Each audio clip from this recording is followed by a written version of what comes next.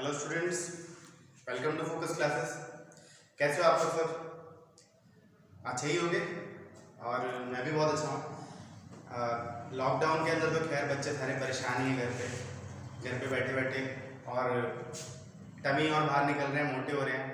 लेकिन हाँ बच्चों, सोशल नेटवर्किंग का बहुत अच्छे से सोशल डिस्टेंस का बहुत अच्छे से ध्यान रखो आप लोग। हाँ, सोशल डिस्टेंस सोशल नेटवर्किंग के थ्रू भी डिस्टेंस मेंटेन की जा सकती है, ठीक है ना। तो वो भी एक आपके पास में तरीका है। तो स्टार्ट करेंगे बच्चों। आज हम लोग इस क्लास के अंदर सेट्स, जो हमारा चैप्टर चल रहा था लास्ट वीडियो के अंदर, सेट्स एक्सरसाइज 1.3 चल रही थी और उसके 3 क्वेश्चंस मैंने करा दिए थे आप लोगों को। लेकिन अभी क्या है, हम लोग उसके आगे क्वेश्चन कंटिन्यू करेंगे, ठीक है। तो जो बच्चे की वीडियो फर्स्ट टाइम देख रहे हो, ठीक है ना, वो लास्ट वीडियो देख करके ही इसको देखें, वरना ये कुछ भी समझ नहीं आएगा, क्योंकि उस सारा इंट्रोडक्शन पहले ही दिया जा चुका है इसके अंदर, ठीक है। तो शुरू करते हैं बच्चों। आप लोगों को जो बताया था वो पिछली वीडियो के अंदर आपको 11th क्लास की मिल जाएगा, ठीक है। सो क्वेश्चन है फर्स्ट, क्वेश्चन नंबर 4 है exercise 1.3 NCERT. Write down all the subsets of the following subsets. नीचे ये सेट्स लिखे हैं कुछ, ठीक है। इसके आपको सारे के सारे सबसेट्स लिखने हैं, ठीक है। मतलब कितने सबसेट्स हो सकते हैं एक सेट के, अगर आप ध्यान दें तो ये एक सेट है अपने आप में, ठीक है, या इसको हम सबसेट भी कह सकते हैं, ठीक है। तो वो पूछ रहा है आपसे कि इसके कितने और सबसेट्स हो सकते हैं। सो इसके एक सबसेट होगा 5, ठीक है, क्योंकि 5 हर एक का सबसेट होता है। मान लो मेरे पास कोई एक सेट है 1 2 3, तो इसका एक सबसेट 1 भी है, 2 भी है, 3 भी है, 1 2 भी है, 2 3 भी है, 1 2 3 भी है, ठीक है। लेकिन 5 हर एक के अंदर लाई करता है, ठीक है ना। 5 मतलब एम्प्टी सेट। तो हम लोग चलते हैं। तो 5 तो हर एक के अंदर, हर एक का सबसेट होता है। जो अगला सेट इसका होगा वो ये खुद ही होगा, ठीक है। तो ये 2 सबसेट्स हो सकते हैं इसके। अगर इसकी बात करें तो इसका पहला 5 होगा, दूसरा ए बी की बात करें तो, और इस अगला होगा इसका ए हो सकता है, बी हो सकता है, ठीक है, और ए बी हो सकता है। बस इससे ज्यादा सबसेट्स नहीं हो सकते। 1 2 3 की बात करें तो 5 हो सकता है, 1 हो सकता है, 2 हो सकता है, 3 हो सकता है, ठीक है। 3 के साथ में 1 2 हो सकता है, और 1 2 के अलावा 2 3 हो सकता है, और 1 2 3 हो सकता है, ठीक है। तो ये सारे सबसेट 1 2 3 के हो सकते हैं। किसी बच्चे को कोई क्वेश्चन समझ ना आए तो प्लीज कमेंट करके बताओ। अब तो कुछ बच्चों के कमेंट भी आने चालू हो गए हैं, तो आप लोग कमेंट करो।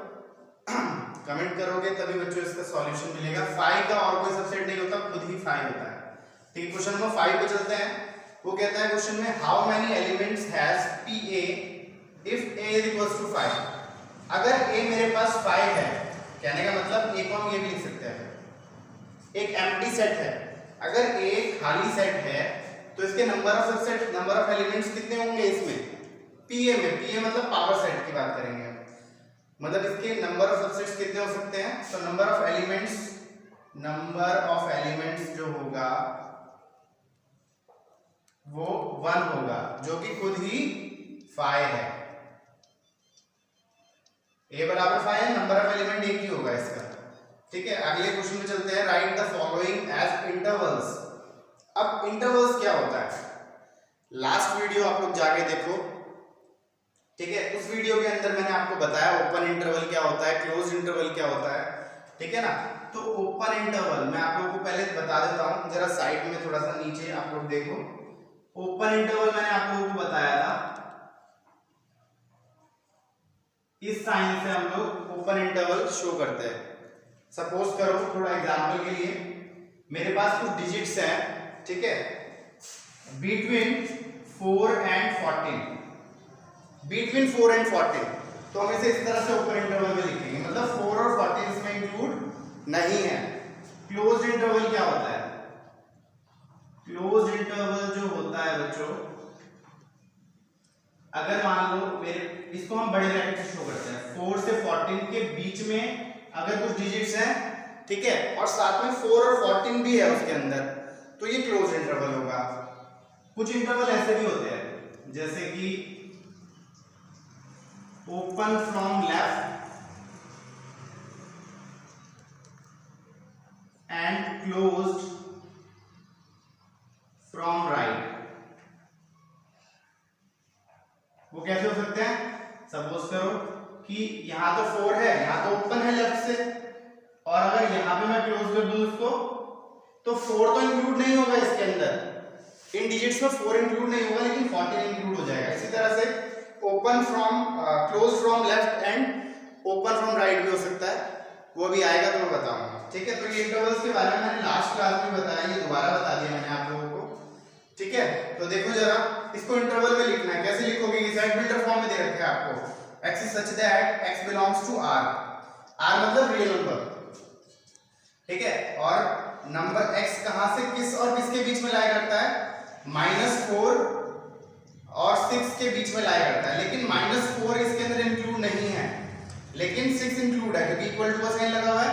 तो हम लोग इसको इस तरह से शो करेंगे, कुछ -4 और 6। इसके लिए हम क्लोज इंटरवल का साइन लगाते हैं, ऐसा वाला, और इस साइन के लिए लेस देन या ग्रेटर देन के लिए हम लोग ओपन इंटरवल का साइन लगा सकते हैं। ये इंटरवल फॉर्म में लिख दिया हमने इसको। अब ये वाला देखो, -12 से -10, ये देखो दोनों जगह इक्वल टू का साइन नहीं है, तो हम इसको डायरेक्टली ओपन इंटरवल में लिखेंगे, ठीक है। थर्ड वाले में देखो 0 से 7 सेट बिल्डर फॉर्म में दिया है, और इस तरफ तो क्लोज्ड है और इस तरफ ओपन है, मतलब इस तरफ इक्वल टू का साइन है और इधर नहीं है। तो कैसे करेंगे? इधर तो क्लोज कर दो, open from close from left and open from right, तो ये हो जाए 0 से 7, लेकिन इधर ओपन हो जाएगा और इधर क्लोज हो जाएगा, क्योंकि इधर इक्वल टू का साइन नहीं लगा हुआ। अगले पे आ जाते हैं, 3 से 4, और दोनों ही तरफ क्लोज्ड है, मतलब 3 और 4 भी इंक्लूड है, 3 और 4 के बीच वाले टर्म्स भी हैं, तो दोनों तरफ क्लोज कर दो। ये समझ में आ रहा है बच्चों अच्छे से? ठीक है। अब यहाँ पे कह रहे हैं आपसे right the following intervals in the set, question number 7 है, right the following intervals in the set builder form. अब ये इंटरवल फॉर्म में दिया है और आपको इसे सेट बिल्डर फॉर्म में कन्वर्ट करना है, तो कैसे करोगे इसको? बहुत सिंपल है, जैसे इससे इसके अंदर कन्वर्ट करना है, इस तरह से लिखोगे आप x is such that x belongs to real number r, ठीक है, और दोनों तरफ ही ओपन है, तो आप ऐसे कर लिख देना इसको, -3 से लेकर के, ये इक्वल टू मत लगाना है यहाँ पे, 0, ठीक है। अब ये दोनों तरफ क्लोज्ड है, तो ये हो जाएगा x is such that x belongs to r, और 6 से लेके दोनों तरफ इक्वल टू भी लगेगा, क्योंकि ओपन क्लोज्ड इंटरवल है, क्लोज्ड के अंदर ये दोनों भी इंक्लूड होते हैं, तो 6 और 12 भी आएंगे। और इसमें देखो इस तरफ ओपन है, इस तरफ क्लोज्ड है, तो कैसे शो करोगे? x is such that x belongs to r, और 6 यहां तो आप ओपन का लगा दो साइन, मतलब लेस देन का, और यहां पे लगा देना आप इक्वल टू का, इक्वल टू के साथ में x is such that x belongs to r, and -23 से x का किसके बीच में लाया करता है? 5, लेकिन यहाँ पे ओपन इंटरवल का साइन है, तो यहाँ पे तो इक्वल टू नहीं लगेगा, यहाँ क्लोज इंटरवल का साइन है, तो यहाँ पे आपका इक्वल टू लग जाएगा। तो ये हो गया। क्वेश्चन नंबर 8 पे चलते हैं। क्वेश्चन नंबर 8 है बच्चों, what universal set would you propose for each of the following. तो इसके लिए यूनिवर्सल सेट बताना है आपको। पहले आप ये जान लो कि यूनिवर्सल सेट होता क्या है। यूनिवर्सल सेट हम उस सेट को कहते हैं, एक ऐसा सेट जिसके अंदर सभी सेट इंक्लूड होते हैं। मेरे पास 4 या 5 सेट दिए, ये हजारों सेट है, लेकिन उस हजारों सेट के लिए एक ऐसा सेट है मेरे पास जिसके अंदर वो हजारों के हजारों इंक्लूड है, तो उसे हम यूनिवर्सल सेट कह सकते हैं। ठीक है, यूनिवर्सल सेट हम उसे कहेंगे सेट ऑफ ऑल सबसेट्स। ठीक है, set of all subsets.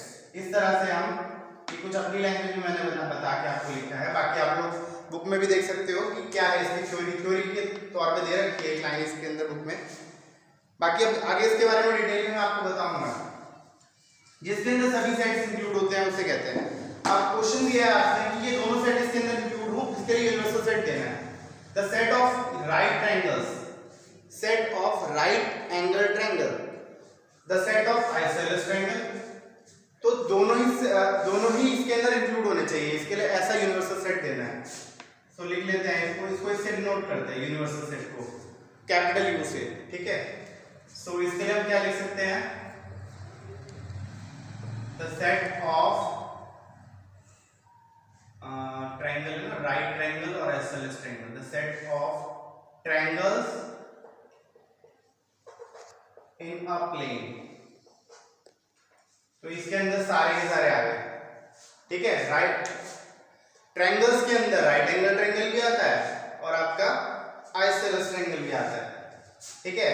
Next पे चलते हैं बच्चों, इसको मैं इरेज कर रहा हूं, आप लोग स्क्रीनशॉट ले सकते हो इसका।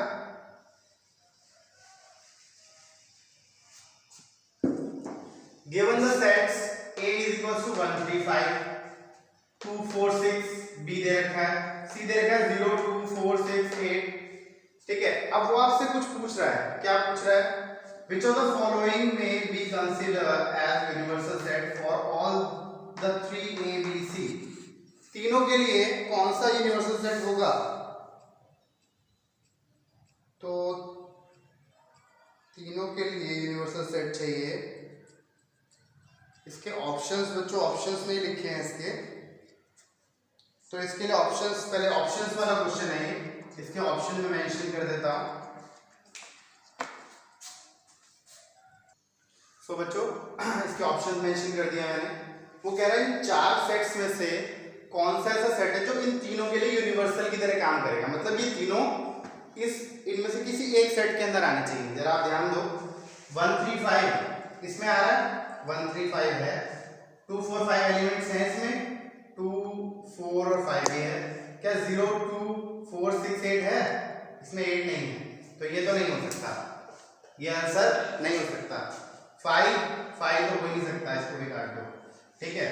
0 1 2 3 4 5 6 7 8 9 10, जरा आप देखो 1 3 5 इसके अंदर आ रहा है, 1 3 5 2 4 6 भी इसी में ही है, ठीक है। 0 2 4 6 8 0 2 4 6 8, यानी कि सारे के सारे एलिमेंट्स इसके अंदर हैं, ये तीनों सेट इसके अंदर ही लाई करते हैं, यानी कि आंसर है ऑप्शन नंबर 3।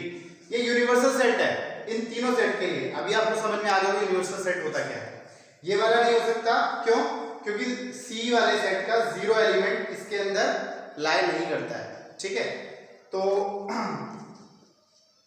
इसे नोट कर लो बच्चों आप लोग। आगे चलते हैं फिर हम लोग नेक्स्ट एक्सरसाइज पे। तो बच्चों हम लोग स्टार्ट करेंगे एक्सरसाइज 1.4। पहले इसके बेसिक्स के बारे में अच्छे से जान लो कि एक्सरसाइज में से रिलेटेड क्या क्या है।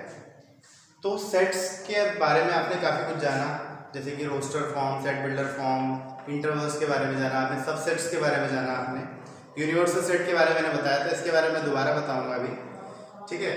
तो यहाँ पे है union of two sets. Union का क्या मतलब होता है, ऐसा यूनियन का मतलब होता है ऐसा सेट जिसके अंदर कोई भी 2 या 3 सेट इंक्लूड आते हैं, उसी के अंदर आते हैं, उसी में से निकाले जा सकते हैं, ठीक है, उसे हम यूनियन कहते हैं। जैसे हमारे पास एक सेट है A 1 2 3 4 और एक सेट दे रखा है 2 4 6 8 B, तो मैं इसका यूनियन कैसे बनाऊंगा। यूनियन हम ऐसे लिख सकते हैं A यूनियन B। इसका सिंबल होता है U की तरह, छोटा, मतलब U की शेप में आप इसका सिंबल ले सकते हो, इसको हम यूनियन ही कहते हैं, ठीक है। और A यूनियन B को हम कैसे लिख सकते हैं, जैसे ये भी आना चाहिए और ये भी आना चाहिए। 1 2 3 4 5 तो नहीं है इसमें, 1 2 3 4 और 2 4 तो है इसके अंदर, और यहाँ भी आ गया 2 4 6 8 डाल दो बस।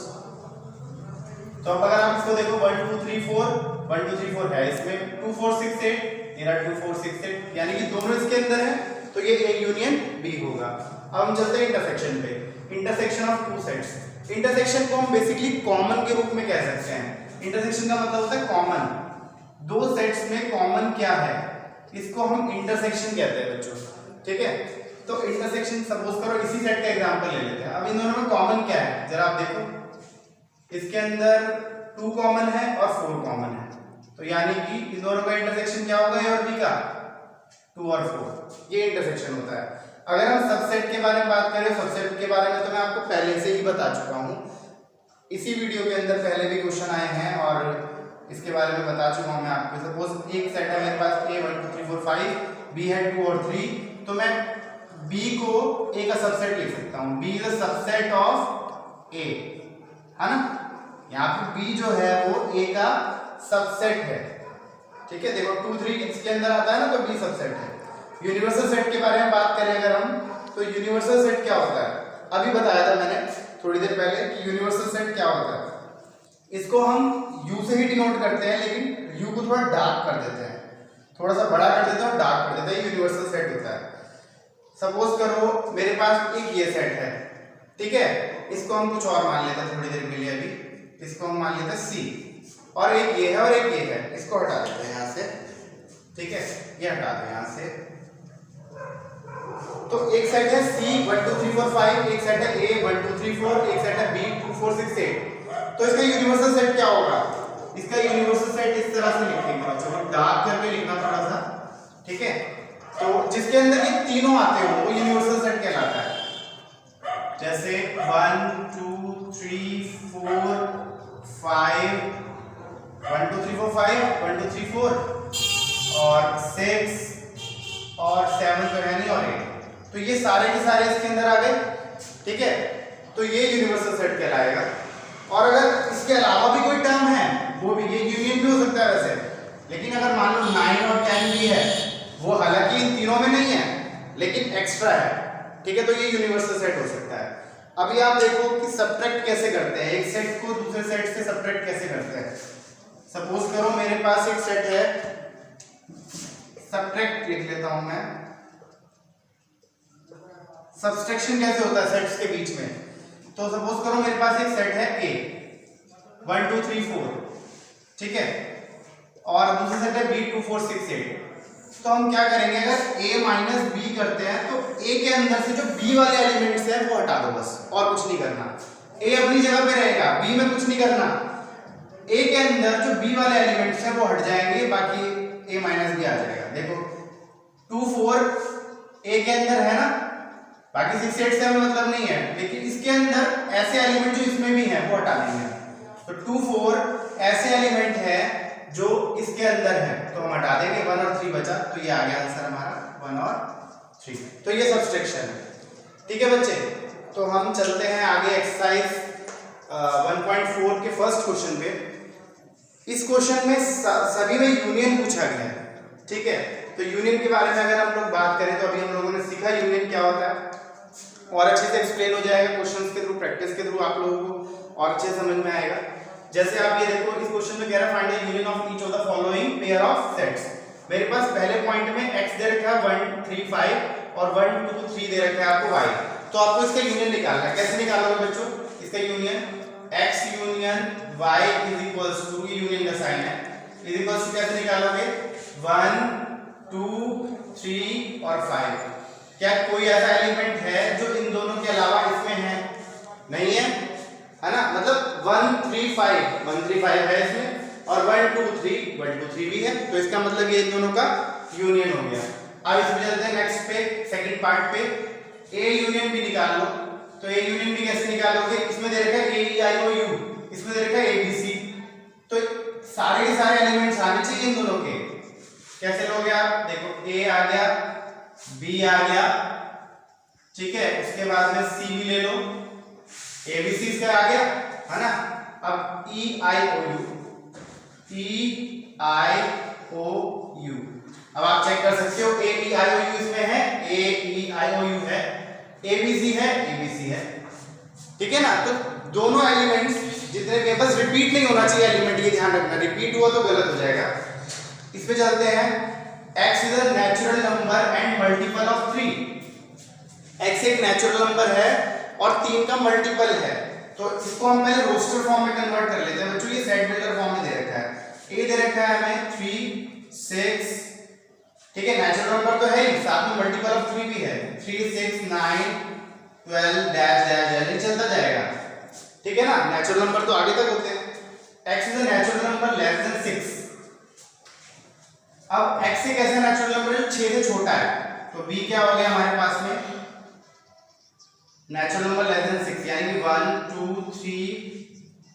3 4 और 5 लेस देन 6 है ना, और नेचुरल नंबर है, 1 से पीछे नहीं जा सकते क्योंकि 0 नेचुरल नंबर नहीं होता, ठीक है ना। तो अब इन दोनों का यूनियन निकाल लो आप, कैसे निकालोगे, a union b is equals to, कैसे निकलेगा, देखो 1 आ जाएगा, 2 आ जाएगा, 3 आ जाएगा, 1 2 3 1 2 3 आ गया, 3 इसमें भी है, 4 5 ले लो, 4 5, उसके बाद 6 9 12, 6 9 12 और डैश डैश डैश डैश, ये चलता जाएगा क्योंकि इसकी आगे तो लिमिट नहीं है ना, तो इसलिए हमें इसके आगे चलते रहना पड़ेगा। तो ये आपका यूनियन हो गया।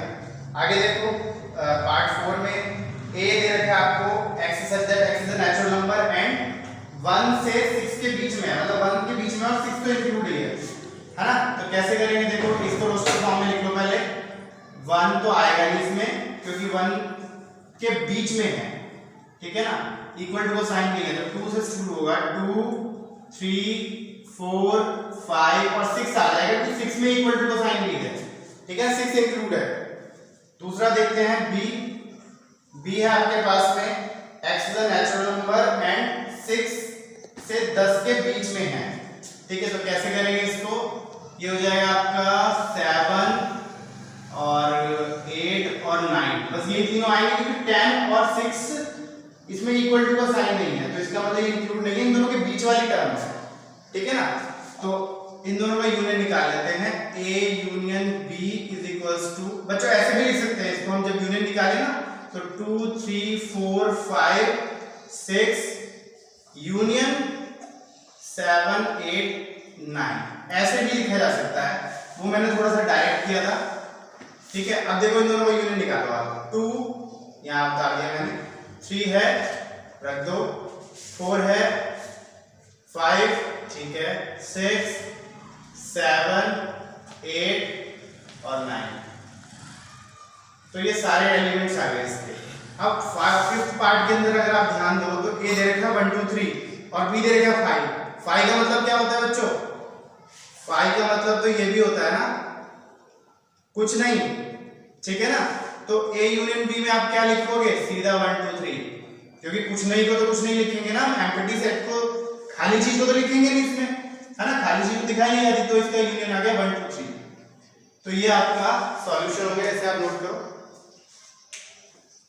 2 पे चलते हैं बच्चों, एक्सरसाइज 1.4 के, ठीक है। तो आपको यहाँ पे लेट गिवन है, क्वेश्चन में लेट आपको दिया है ए बी, अगर आपको एक सेट दे रखा है ए बी और बी दे रखा है ए बी सी, तो वो पूछ रहा है आपसे क्या is A subset of B, क्या ए बी का सबसेट है, यस।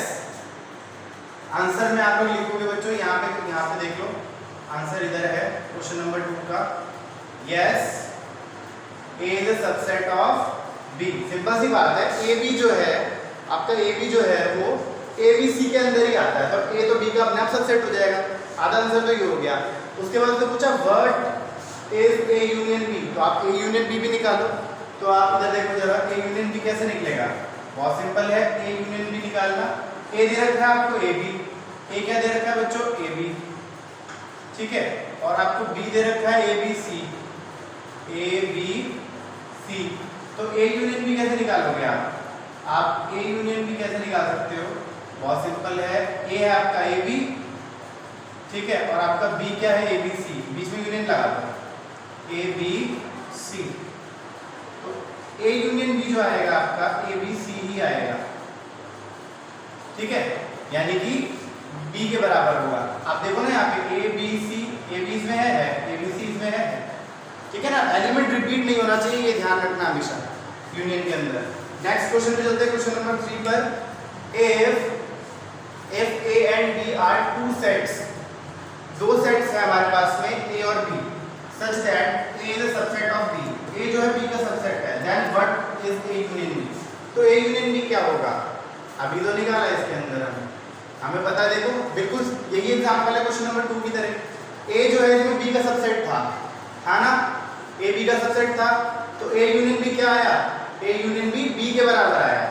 तो आप उसमें आंसर लिखना क्वेश्चन नंबर 3 में A union B is equals to B. ठीक है ना, बहुत सिंपल है, यहाँ भी बी के बराबर ही आ रहा है। ठीक है, क्वेश्चन नंबर 4 पे चलते हैं बच्चों, जो कि बहुत इंपॉर्टेंट है। ए दे रखा है 1 2 3 4, बी दे रखा है 3 4 5 6। वैसे मैंने क्वेश्चन यहाँ उतारा है, आप लोगों को उतारने की जरूरत नहीं है। क्वेश्चन आपके पास बुक सामने है, बुक से देखो और पॉइंट टू पॉइंट करते रहो। ठीक है ना, सी दे रखा है 5 6 7 8 और डी दे रखा है 7 8 9 10। आपको ये इन सब के यूनियन निकालने जो जो गिवन है। ठीक है, तो हम इसे इरेज कर देते हैं। सबसे पहले आप देखो डाटा क्या है हमारे पास में। ए गिवन है बच्चों 1 2 3 4। ठीक है, बी आपको गिवन है, बी है 3 4 5 और 6।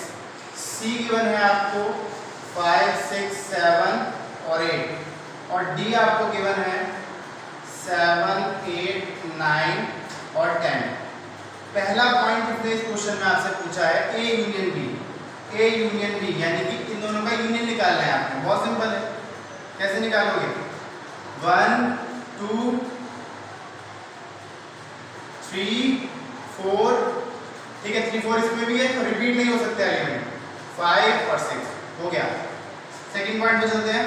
उसने पूछा बी यूनियन डी निकालो आप। B union D, B union D कैसे निकालोगे, बी और डी निकाल लो। 3 4 5 6 आगे सारे, अब 7 8 9 10। क्योंकि कॉमन नहीं था कुछ, तो सारे एलिमेंट्स उसके और उसके बी और डी के सारे एलिमेंट्स आ जाएंगे, क्योंकि कॉमन तो था ही नहीं कुछ। जो कॉमन होता है उसे एक ही बार लिखते हैं बस। थर्ड पॉइंट पूछा है उसने आपसे, आपको अच्छा ये बच्चों ये गलती से मैंने सेकंड पॉइंट नहीं था, फोर्थ पॉइंट लिख दिया गलती से मैंने, तो ये फोर्थ कर लेना आप। ठीक है, तो सेकंड पॉइंट पे चलते हैं अभी। सेकंड में पूछा था A union C. A union C, A given है आपको 1 2 3 4 है ना, 1 2 3 4 और आपको सी गिवन है 5 6 7 8। बीच में यूनियन लगा दो 5 6 7 और 8।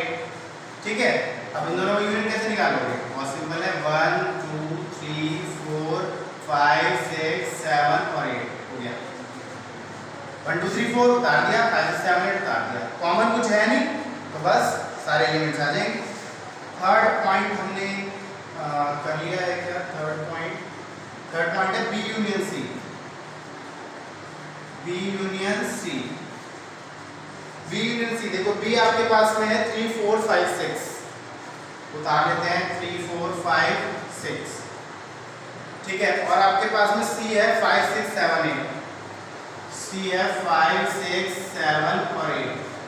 ठीक है, 3 4 उतारो यूनियन के लिए, 3 4 5 6। अब 5 6 इसमें भी है तो रिपीट नहीं हो सकते, एक ही बार आएंगे, सीधा 7 8 पे आ जाओ। तो ये हो गया आपका। फोर्थ पॉइंट पे आ जाओ। फोर्थ पॉइंट अभी करा दिया मैंने, फोर्थ के अलावा फिफ्थ पे आ जाते हैं। फिफ्थ पॉइंट कहता है आपसे A union B union C. A union B union C यानी कि तीनों निकालने हैं आपने। ए है आपका 1 2 3 4। ठीक है, और आपका बी क्या है, बी है 3 4 5 6। 3 बीच में यूनियन का साइन आएगा, 3 4 5 और 6। और आपका सी क्या है, सी है 5 6 7 8। सी है आपका 5 6 7 और 8। ठीक है, अब इन तीनों को निकालना है यूनियन। तो शुरू से करते हैं 1 2 3 4। 3 4 आ गया। अब आगे क्या चलेंगे, 3 4 इसमें भी है, 3 4 रिपीट नहीं हो सकता। 5 6, अब 5 6 इसका भी ले लिया हमने, लेकिन 5 6 में भी है तो रिपीट नहीं हो सकता, सीधा 7 8 पे चलते हैं। अब ये तीनों इसके अंदर लाई करते हैं। 6th पॉइंट चलते हैं बच्चों हम लोग। 6th में पूछा गया आपसे A union B union D. आपको ए दे रखा है 1 2 3 4 और बी दे रखा है 3 4 5 6 और डी दे रखा है आपको बच्चों, डी है 7 8 9 और 10। ठीक है, तो 1 2 3 4 आ गया। ठीक है, 3 4 इसमें भी नहीं आएगा, 5 6 आ जाएगा इसका। 5 6 के अलावा 7 8 9 और 10। तो ये हो गया आपका A union B union D. अब लास्ट पॉइंट है B union C union D. यहाँ पे कर लेते हैं B union C union D. तो आपके पास में बी है 3 4 5 6, यूनियन का साइन लगाओ। सी है आपके पास में 5 6 7 और 8 और डी है आपके पास में 7 8 9 10। ठीक है, अब आप उतार दो बस 3 4 5 6 इसमें भी है तो नहीं आएगा, रिपीट नहीं हो सकता। 7 8 और 9 है क्योंकि 7 8 इसमें भी है तो रिपीट नहीं होते एलिमेंट्स। तो ये आपका सॉल्व हो गया। क्वेश्चन नंबर 5 पे चलते हैं। क्वेश्चन नंबर 5 है बच्चों, find the intersection of each of the pairs of sets of 1 above. Question number 1 जो था उसके इंटरसेक्शन निकालने हैं। तो आप लोग क्वेश्चन नंबर 1 उठाओ, वहां पे यूनियन पूछा था, अब आप लोगों को उसके इंटरसेक्शन निकालने हैं। ठीक है, तो क्वेश्चन नंबर 1 में दोबारा नहीं लिखवा रहा हूँ, मैंने लिखवाया था अभी, तो सीधा हम सेट्स पे चलते हैं। क्वेश्चन नंबर 1 के 1 में आपको दे रखा है बच्चों, x दे रखा है 1 3 5। ठीक है, और y दे रखा है आपको 1 2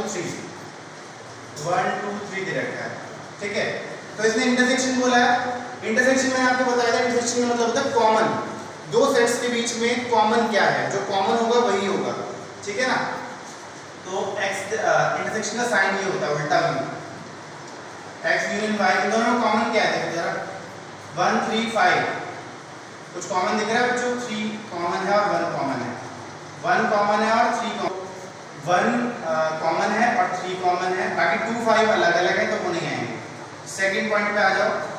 सेकंड पॉइंट है बच्चों इसका ए ई आई ओ यू। ए दे रखा है आपको ए ई आई और ओ और यू। बी दे रखा है, बी सेट दे रखा है ए बी सी। अब इन दोनों में कॉमन बताओ आप क्या है कॉमन। देखो ये सब अलग अलग है, बस ए ही कॉमन है तो ए निकाल लो बस। A intersection B is equals to A. ठीक है, थर्ड पॉइंट चलते हैं इसके। थर्ड पॉइंट है इसका थर्ड और फोर्थ। मैं सीधा बच्चों इसको पढ़ करके ना इसका रोस्टर फॉर्म बना के दे रहा हूँ आपको। ए दे रखा है x is a natural number and multiple of 3। x एक नेचुरल नंबर है और मल्टीपल 3 का है। अगर मल्टीपल 3 का है तो हमने शायद ये बनाया था 3 6 9 डैश डैश डैश डैश। ठीक है, और b क्या दे रखा था, b दे रखा था नेचुरल नंबर लेस देन 6, 6 से छोटा, 6 से छोटा यानी कि 1 2 3 4 5। अब इन दोनों में से कॉमन निकाल लो आप। कॉमन कुछ है इसमें, 1 2 तो नहीं है, 3 कॉमन है बस और 4 5 है नहीं इसमें, तो खाली 3 आ गया। a intersection b is equals to 3। ठीक है, फोर्थ पॉइंट पे चलते हैं। फोर्थ पॉइंट आपसे कह रहा है कि x is a natural number and x जो है 1 से 6 के बीच में है, यानी कि आपको ये दे रखा था 1 से 6 के बीच में 2 3 4 5। ठीक है, b क्या दे रखा था आपको, b दे रखा है 6 से 10 के बीच में, यानी कि 7 8 9। ये मैं करा चुका हूँ फर्स्ट क्वेश्चन 7 8 9। अब इन दोनों में कॉमन निकाल लो। कुछ कॉमन दिख रहा है आपको, 2 3 4 5 7 8 9, कुछ भी कॉमन नहीं है। जहाँ कुछ भी कॉमन नहीं होता वहाँ पे कॉमन होता है 5, तो आंसर होगा 5। फिफ्थ पॉइंट पे आ जाओ। फिफ्थ पॉइंट में ये रखा है 1 2 3। ठीक है, और b दे रखा है आपको 5। तो इन दोनों में तो कुछ वैसे कॉमन नहीं है, जहाँ कुछ कॉमन नहीं होता 5 कॉमन होता है, तो a intersection b is equal to 5। तो आज आज के लिए इतना ही बच्चों, आज की क्लास यही समाप्त होती है और उम्मीद है कि सभी बच्चों को समझ में आ रहे होंगे क्वेश्चंस। जिन बच्चों को क्वेश्चन समझ में ना आ रहे हों तो आप लोग कमेंट करके बता सकते हो। ज़्यादा से ज़्यादा चैनल को सब्सक्राइब करो, सब्सक्राइब करने से लेटेस्ट वीडियोस आपको मिलती रहेंगी। लाइक भी करते रहो वीडियोस को, ठीक है, और शेयर करना मत भूलो बिल्कुल, क्योंकि शेयर करना सबसे ज़्यादा बेनिफिशियल है। आपके लिए नहीं होगा लेकिन सामने वाले के लिए होगा, किसी और का भला हो जाएगा। ठीक है बच्चों, तो घर पे रहो और सोशल डिस्टेंस को मेंटेन करके रखो। ठीक है।